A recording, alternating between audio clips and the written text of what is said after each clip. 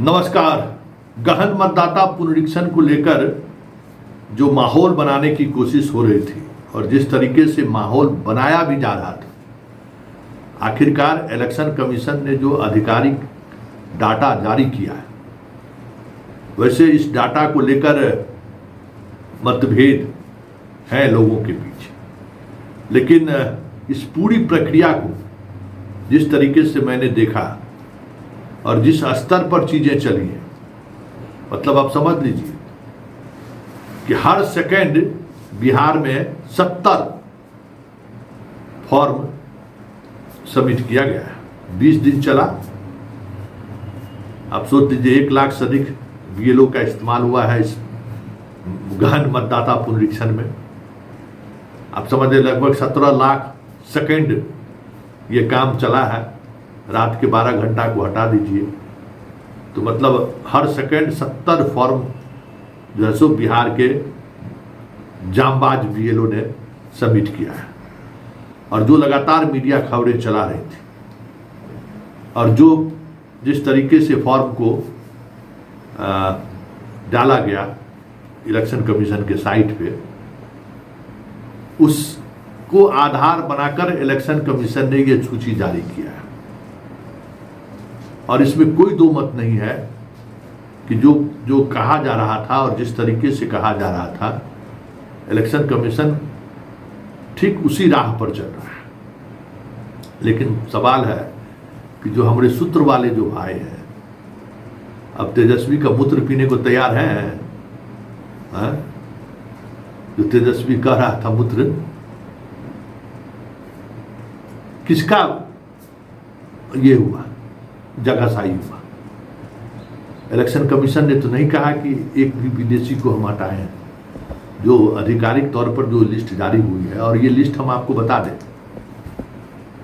कि आपको मालूम है कि हम शिक्षकों की खबर चलाते हैं और सारा बीएलओ शिक्षक है। हर अपडेट जो इलेक्शन कमीशन से जो अपडेट शिक्षकों के बीच जाता था, किसी न किसी तरीके से हमारे पास वो 1 घंटे के अंदर पहुंच जाए।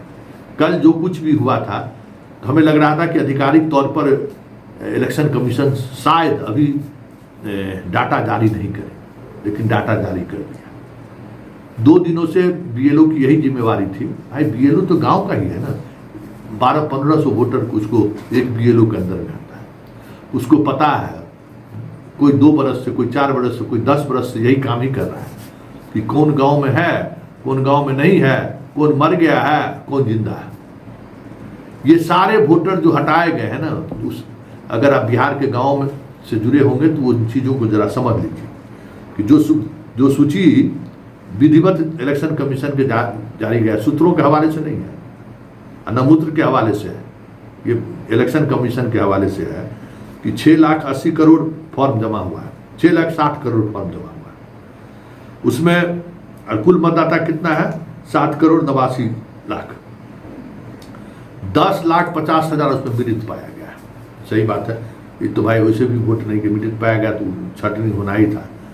जो बीच में रोक होती है इसलिए, नहीं तो छट ही जाते। 14,53,000 जो है ये मतदाता का पता नहीं चला है। ये मतदाता कौन है वो भी हम आपको बता ही देते हैं।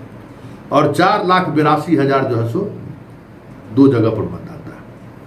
मतलब आप समझ जाइए 29,86,000 वोटर का नाम, हालांकि कटने वाला नहीं है। ये जो 14,53,000 वोटर है, उसको आज ही अखबार में जो है विज्ञापन छपाया है, इलेक्शन कमीशन विज्ञापन छापा है कि जो इस तरीके के लोग हैं जो फॉर्म नहीं भर पाए हैं, जो बाहर हैं, वो ऑनलाइन फॉर्म भरे।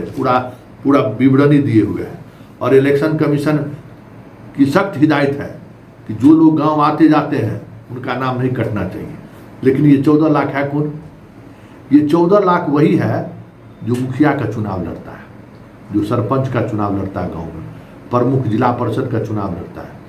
वो लोग, उन लोगों के जितने रिश्तेदार बाहर है ना, बेटियों जिसका शादी हो गया बाहर चल गए, सबका नाम मतदाता सूची में लोग 100-200 ऐसा हर गांव में आपको मिल जाएगा। हर पंचायत में 200-400-500 जो इस तरीके के मुखिया जी जो चुनाव लड़ते हैं वो वोट बना कर रखते हैं। बेटी जो उनकी शादी होकर चली भी गई ना, उसका भी नाम रहता है। और जितना नौकरवा सब जो काम करने वाला है, जो चला भी गया, उसका भी नाम है। तो इस तरीके की सूची में इतने लोग हैं, लेकिन इस सूची में कहीं भी जो है ये नहीं दर्शाया गया है कि विदेशी कितना है जिसका नाम काटे हैं। जो सूत्र वाले जो चला रहे थे कि बांग्लादेश, म्यांमार और कहाँ कहाँ का मिला, तो इलेक्शन कमीशन ने तो कहीं कुछ नहीं दिया है इस सूची में। इस सूची में कहीं वर्णित नहीं है। और देखिए वही चैनल सब TV18 का खबर है कि बिहार चुनाव 12 लाख मरे हुए लोगों के वोट, बिहार चुनाव से पहले 35 लाख वोटरों को चुनाव आयोग का अटैक। ये लीजिए 29 लाख समथिंग है ही, और 29,86,000 पर दावा किया है कि भाई 35 लाख हेडिंग बना दिए 35 लाख। देख लीजिए इनकी कलाकारी। और ऐसे चला रहे हैं जैसे लग रहा है क्या कि ये जो है सो इलेक्शन, अरे भाई अभी तो अक्टूबर 30 सितंबर तक अंतिम फाइनल होता, जो प्रोसेस अभी चल रहा है, तो जो मृत मतदाता है वो इसी हटेगा, और जो जहां डबल है वो तो इलेक्शन कमीशन एक क्लिक में निकाल लिया, निकालना ही था, उसमें कहाँ कोई समस्या था, तो वो निकल ही गया।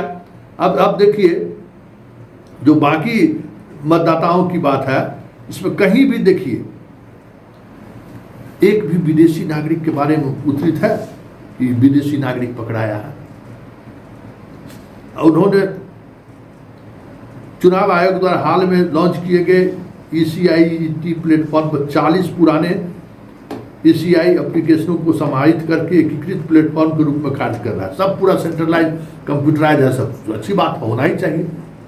लेकिन नैरेटिव क्या बनाया गया कि बांग्लादेशी, रोहिंग्या, नेपाली, जितना मुसलमान सब यहाँ फर्जी बाहर है, फर्जी आके वोटर बन गया, सबको हटाने का मुहिम चला रहा है।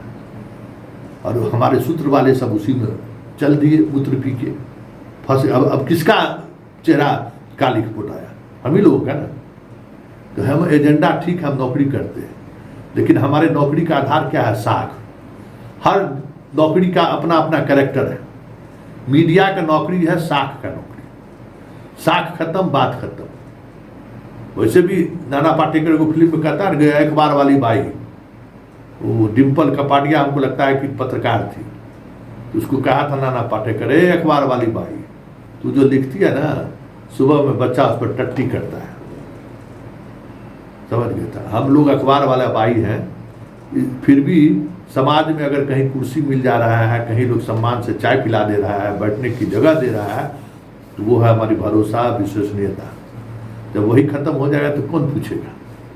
तो ये जो सूत्र वाले जितने लोग थे, जिसको मूत्र पीने की सलाह तेजस्वी की तरफ से दिया जा रहा है, हमें लगता है कि आज तक कम से कम इस पर मनन करना ही चाहिए हम पत्रकारों को, क्योंकि जो हदें पार की हैं हम लोग एजेंडा के लिए, किसी की नैरेटिव के लिए। और ऐसा भी नहीं है कि इसके लिए कोई पैसा कौड़ी मिलता होगा, पैसों कौड़ी कमा लेते वो बात है, कुछ नहीं, खरखाई करेगा। वह हम पत्रकार और अधिकांश हम ही लोग हैं, कोई दूसरा तो है नहीं।